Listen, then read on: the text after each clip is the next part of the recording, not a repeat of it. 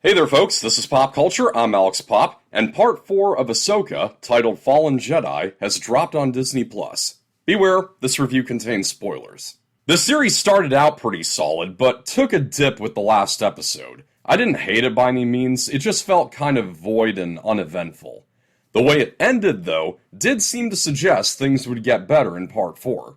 And man, I really thought I wasn't going to have to wait any longer for the show to raise my interest again. I was pretty sure this was where the story was going to pick up and get really exciting again. And I gotta say, I had no idea how right I was. Ahsoka has shot back into high gear with Part 4. Hands down the best episode of the show yet. It's directed by Peter Ramsey, who did one episode of The Mandalorian, that being The Pirate, which was one of the more decent parts of Season 3.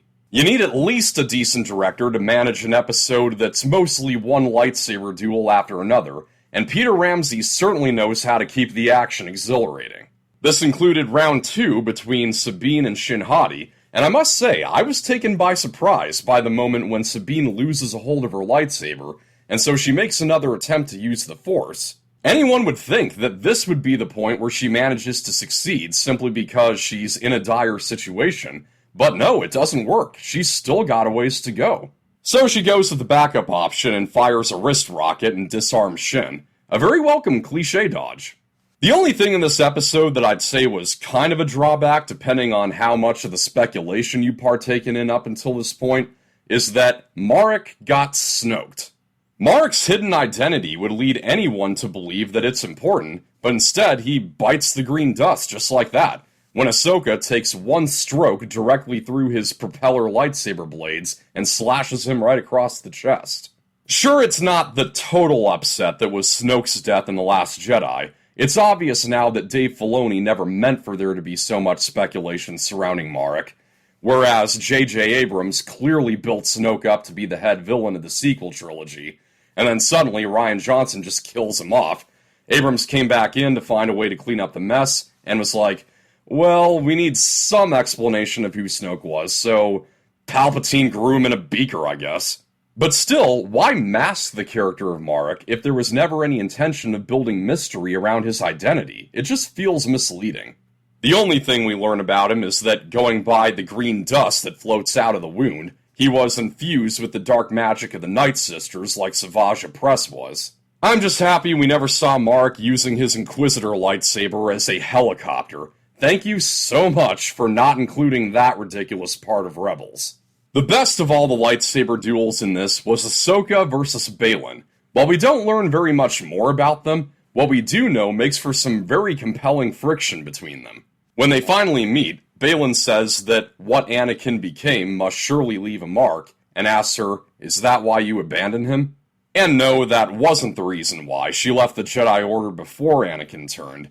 But she doesn't bother correcting him, she just dismisses it saying, I didn't come here to discuss my past. This seems to suggest that the way Baylan phrased it as Ahsoka having straight up abandoned Anakin, those words still shake her, meaning I might have been right about what's going on in her head. She's wrestling with thoughts of what might have been different had she stayed with Anakin, if any of the death and despair that came in the wake of his turning would have ever happened.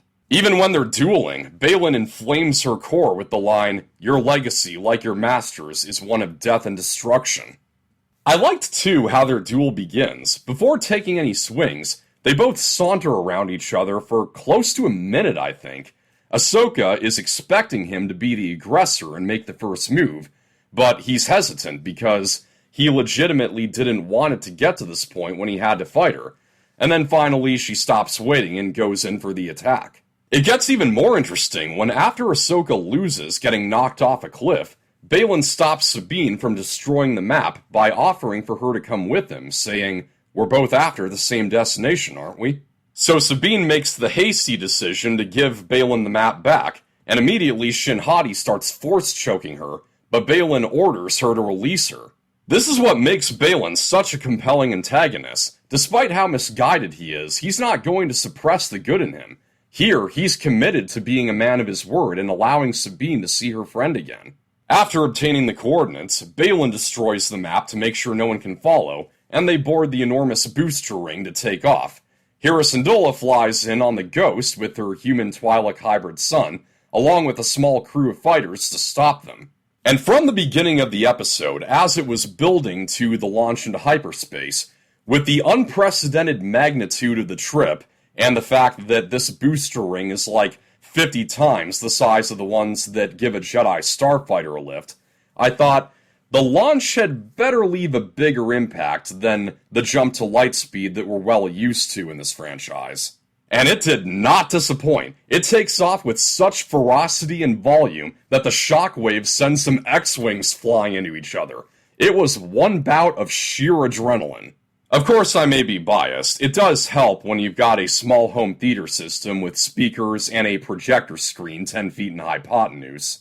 So when Ahsoka wakes up after her fall, she finds herself in the world between worlds, the realm between space and time in which Ezra saved her from her duel with Darth Vader. You better believe I got a big smile when we hear a voice say, "Hello, Snips." Ahsoka gets up and turns around, and indeed, it is Sky Guy himself standing there. It's a joyful moment for both Ahsoka and us fans in the audience, but there also seems to be an insinuation that there's something ominous involving Anakin on the horizon, because as it cuts to black before the credits, the warm music shifts into a fragment of the Imperial March. So, I knew that this was going to be coming at some point in the series, but what was a real surprise to me is the way Anakin appeared, not in a flashback or as a Force ghost, but as his living material self in his Revenge of the Sith attire? Is this actually Anakin from before Revenge of the Sith, and he stepped through a portal into the world between worlds and meeting Ahsoka from 30 years later? I really don't know what exactly is going on at the very end, and I love it. My one concern going forward here is that I wasn't really a fan of the concept of the wood between worlds. Can you tell I've read Magician's Nephew a lot? I wasn't a fan of the concept of the world between worlds when it was first explored in Rebels. It just sort of felt like Lucasfilm giving themselves carte blanche to do whatever they want in the future by making time travel a possibility in Star Wars. I'm not too worried this is the direction it's going, but I don't want this to be about creating branched realities so that we can explore a bunch of what-if scenarios in the Star Wars multiverse. Not every major franchise needs to copy Marvel. That possibility notwithstanding, Fallen Jedi was an excellent episode full of great action and great surprises, and we're only at the halfway mark in the series.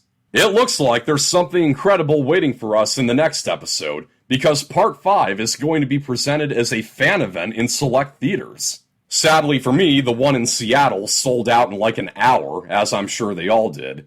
But I still got my home theater, so I am madly stoked to see what's coming next.